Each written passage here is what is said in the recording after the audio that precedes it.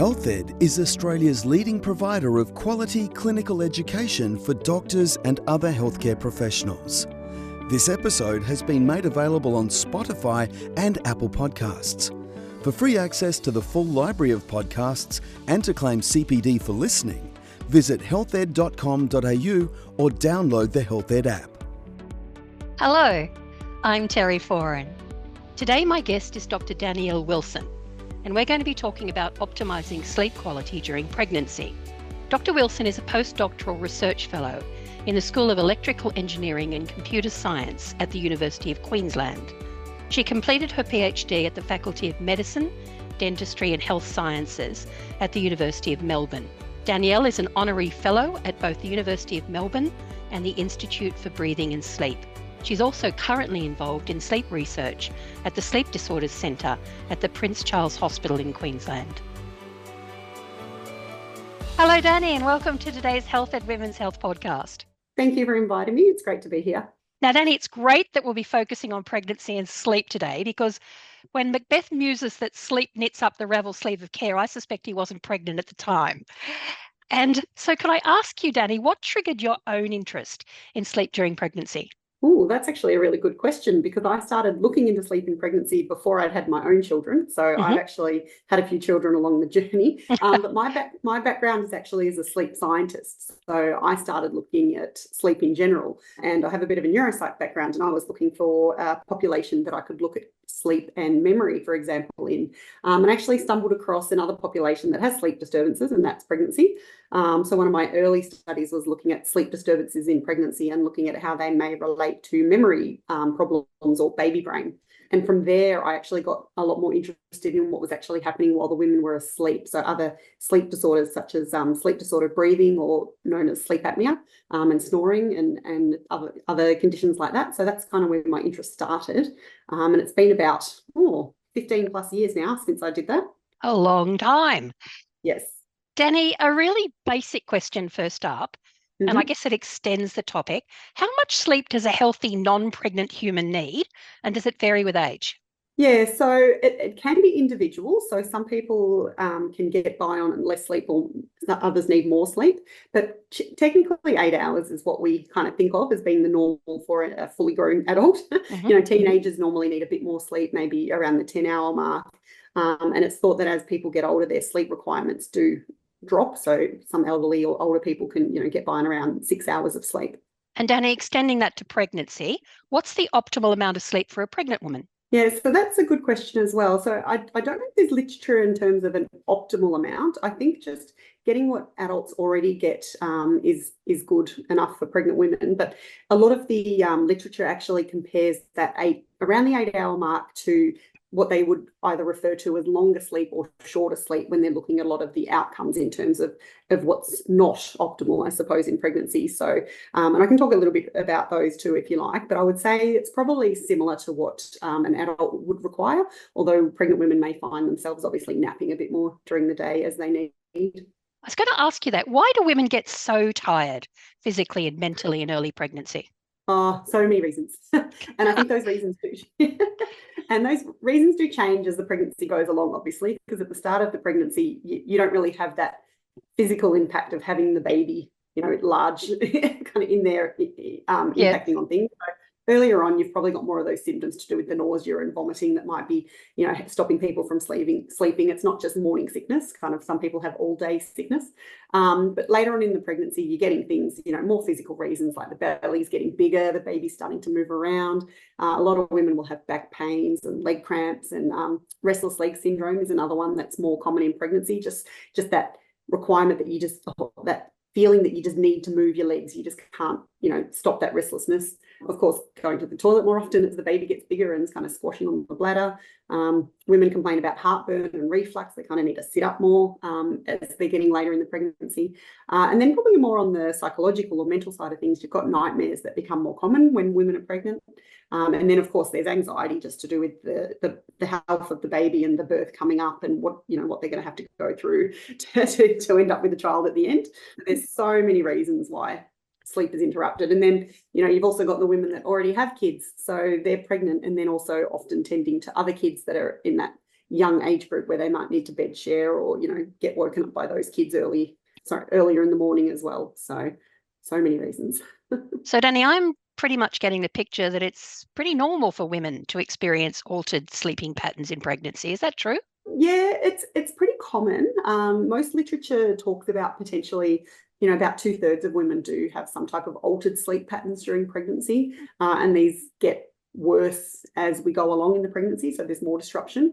There's actually some literature that I quite like from a presentation I saw a few years ago at a sleep conference, that actually, instead of looking at the average of changes that happen in pregnancy, it actually categorized women into groups of changes in sleep. I found this kind of related to me because I actually slept pretty well during my pregnancies, but I've been a shift worker through the years, so I'm pretty good at sleeping. But they kind of found women could be put into 4 categories. So you kind of had those that were pretty good sleepers from early pregnancy all the way through till postpartum. But then you had a group of sleepers that were had poor sleep quality from really early all the way through to postpartum. So they had rubbish sleep regardless of being pregnant or not. But then you've got others that would be fine at the start, but then as pregnancy progressed, they either got kind of mild symptoms of insomnia or they had a significant increase in these symptoms. So kind of it's like people thinking that people can probably fit into these different groups. It's not a global everyone sleeps bad during pregnancy. There are lucky ones that don't get impacted by the sleep changes. But this study was quite interesting too, because it found that those that had worse symptoms of sleep, like insomnia, during their pregnancy actually were more likely to experience anxiety and depression earlier in the pregnancy and then in the postpartum as well. Thanks, Danny. And then there's that whole question of positioning, isn't there? From what gestation should women not sleep on their stomachs or backs, and why is that important? Yeah, so this is an interesting area of research as well, and it's actually something I'm doing some work in at the moment. So I know these recommendations pretty well. So there's actually a CRE, which is a Centre for Research Excellence in Stillbirth, that's in Brisbane, and they've done quite a lot of work on this, and they've identified that kind of from about 28 weeks onwards. So that's kind of the start of your 3rd trimester, when the baby is getting a bit heavier, a bit larger, and more likely to impact on compressing those blood vessels that supply the uterus and the placenta, to give nutrients and oxygen to the baby. When that baby is getting to that size around the 28-week mark, it's recommended that the mum should be sleeping in a lateral position. So by that, I mean either on the left or on the right. There's early literature that kind of speaks to the left being a more protective position or a more safe position. But the recommendations that are out now are actually that either side for sleeping is equally safe. So, and in terms of, I think there's some people are stomach sleepers, but that's pretty rare in pregnancy, I found in my own research. I think we almost get a 0% sleeping on the stomach when you're looking into the 3rd trimester. So Almost impossible, I'd have thought, Danny, but that's just me. yes. Yes. Danny, can I ask if the fetal sleep and wake pattern in utero also impacts on mum's sleep? Yeah, this is something I'd really like to look into more in terms of whether their patterns are kind of synchronous together. But I think mostly women often say that they think the baby's more active during the night so that they can feel those, movements and they're interrupting their sleep. There's a few theories as to why that is. There's been studies done looking at the fetal heart rate as kind of a marker of if the baby's asleep or not, because when we've got a very active heart rate, we can tell the baby's moving around and it's active, whereas when it's a bit more stable, the baby's more quiet and likely asleep. And the baby actually spends maybe 90-95% of the time sleeping. So there's quite but just because it's sleeping doesn't mean it's moving though. There is active sleep. But it's interesting to think that, so in the evening, I think the idea is that mothers will be more rested. They're not moving around as much. So during the day, potentially, going about your business, moving around, you kind of getting a bit of a sway motion for the baby, for the fetus, that's kind of putting it to sleep and making it nice and relaxed. Whereas, in the evening when the mum's at home, potentially sitting back on the couch or kind of lying back in bed, there's more space there for the baby to move around and you're going to be more conscious that the baby's moving around. So potentially that's why the fetal patterns of sleep and wake might be interrupting sleep somewhat. There's a few more physiological studies that have looked more closely at the mum's heart rate overnight and the baby's heart rate overnight too, with some ideas that as the mum goes off to sleep, you can see a bit of a change in the fetal heart rate as well. at the same time. But mostly that study that I've looked at is actually showing that there's not really much of a correlation between when the mum sleeps and when the baby sleeps, in terms of the sleep stages that the mum is having. But there might be a little bit of a relationship that when the mum wakes up during the night, the fetal heart rate might also kick up as well, implicating that the baby's kind of had some motor activity or something. So there's some theories that perhaps that is also kind of getting the mum ready to look after that baby, so that, you know, when baby awakes and mum wakes together, they're kind of getting into sync a little bit that overnight and getting the the heart rate and the blood pressure going to kind of be active to look after the baby overnight. But it's not a hugely researched area, to be honest. It's you need a lot of monitoring to see what's going on if you're getting a 24-hour cycle of what the baby's doing. This episode is one of hundreds of informative and free clinical podcasts from Health Ed. Access the entire library through the Health Ed app for healthcare professionals, which you can download today from the App Store. And Danny, can I ask you if poor sleep by the mum during pregnancy can lead to any adverse maternal outcomes?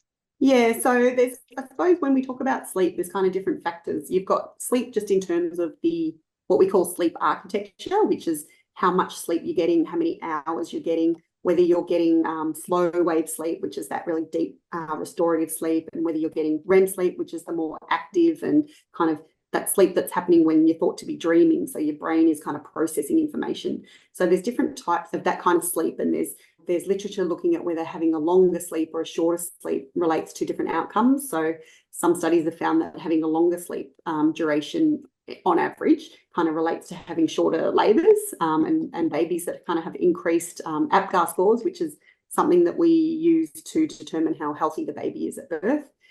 There's other studies that have looked at short sleep and whether you're more likely to have a cesarean or be diagnosed with diabetes if you're having that shorter sleep. The other thing that when we talk about sleep might be actual sleep disorders. So something that is big in my background, at least, I've done a lot of work in sleep disordered breathing, which is sleep apnea. Mm-hmm. We call it sleep disordered breathing because it kind of encompasses things like snoring as well as proper blockages in your breathing overnight, which sounds pretty scary. But in the general population of women of childbearing age, it's very rare, but there is data to suggest that during pregnancy, it's more likely to happen that you have these breathing pauses overnight. Still relatively rare, but more common than in women that are not pregnant. And this condition where people don't breathe properly, you end up with changes in their sleep quality because when you're not breathing, you actually end up having these little wake-ups to keep you breathing. But it can also impact your oxygen levels when you're sleeping. So if your oxygen levels are dropping overnight, there's research looking at whether that might impact on how the mum's travelling and also if the baby is then getting reductions in their oxygen as well.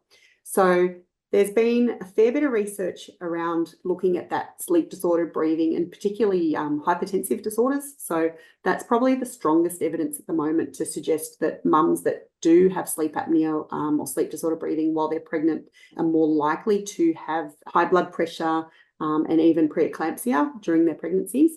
And there is some data also suggesting that they're more likely to have diabetes as well. And then there's, on the other side of that, there can be impacts on the baby. So as I said, if the mum's not breathing properly and her oxygen's dropping, potentially if that is getting through to the baby or not. So there's the literature about the baby's health is probably a bit more mixed in terms of whether that sleep apnea is impacting the baby. But some of the things that have been looked at are whether the baby's birth weight can be impacted. So the baby might be smaller at birth or not grow as well across the trimester. So there's been some studies showing that mums that have this sleep apnea during pregnancy do have smaller birth weight babies. But on the other hand, there's been other studies that have not found this link. And some other outcomes have been things like if the baby's born preterm, or so that's meaning that it's born earlier than it should be. And also some studies looking at these babies might be more likely to end up in the neonatal intensive care unit. So there's quite a bit of literature at the moment looking at how that sleep disorder breathing in pregnancy might impact on the mum and the baby and what we can potentially do about that as well. And Danny, now a question on behalf of all the expectant partners out there. Why do labours establish overnight? So this is interesting because this is outside of what I do and what I know, but I did a little bit of literature searching, and it's funny because I found a study that actually looked at 5 million births in England over a 10-year period, I think it was. And they actually showed that 70% of births happen outside business hours. So as you were saying, kind of either overnight or in evenings and such. And that actually found that spontaneous labours, so people that go into labour without any inductions, were more likely to happen between 1 a.m. and 7 a.m. So with a peak at around 4 a.m. And the authors of that study kind of came up with this is probably due to just evolution. Ancestors lived in groups, they were active during the day, they came together at night to rest. So if the mum goes into labour overnight, it means the mum and the baby have some protection with having the other people around them. But more of a kind of a scientific reason also could be that melatonin, which is a hormone that the body produces at nighttime, so it's not there in the day, but it comes on in the evening and peaks overnight. That melatonin is actually kind of a trigger for oxytocin, which is a hormone that kind of is responsible for the uterus contracting and starting that labour off. So there's also the thought there that having that melatonin overnight is going to help the woman go into labour and have that baby overnight in a kind of more calmer environment. Danny, this has been an absolutely fascinating topic. Do you have any good websites or resources out there that you might recommend to our listeners? With my background being as a sleep scientist, there's a sleep health website for Australia. So Sleep Health Foundation is a good website to have a look at. So that's probably going to have more information on things like sleep disorder breathing, like I was talking about, and then also some things like insomnia, which I haven't talked too much about, but there is some information about insomnia during pregnancy and treatments such as cognitive behavioural therapy for insomnia specifically. Another website would be probably the Stillbirth CRE that I talked about. They're the people that are responsible for looking at those sleep behaviours in terms of sleep position that might impact on the risk of stillbirth. So they've got some really good information there as well. Danny, I'll be sure to put links to those on our website so people can chase them up really easily. Danny, if I was to ask you for your 2 or 3 top tips for optimising pregnancy sleep patterns, what would they be? That is a good question. I think there's a lot of things around probably sleep hygiene, which is what we talk about for having a good night's sleep. So, things about having those practices about, trying to avoid caffeine, and which probably is, I'm not sure of the recommendations around pregnancy, but minimizing caffeine, which might keep you, more alert, and minimizing fluid intake before bed to try to stop some of those toilet trips overnight. Addressing any type of physical discomforts, even things like meditation, just to try and calm people down into getting into that nice sleep routine. Probably just being more aware, I suppose, of what's going on with things like, if you do have snoring, or if you have, if your partner does notice that you're having any pauses in your breathing, to make sure you mention that when you, have your checkups with your midwives or obstetricians, just in case anything does need to be chased up a bit better, will be another recommendation as well. But yeah, they're probably the main things I would talk about. Thanks so much, Danny, for sharing your thoughts, your insights and your expertise with us all today. It has been an absolute pleasure, and I hope we get to chat again soon. Thank you so much, Terry. Thank you for listening. Visit healthed.com.au to create a free account and claim CPD for podcasts like this and access a record of your learning. Subscribe to the show on Spotify or Apple Podcasts for weekly episodes on a range of clinical areas relevant to your ongoing practice.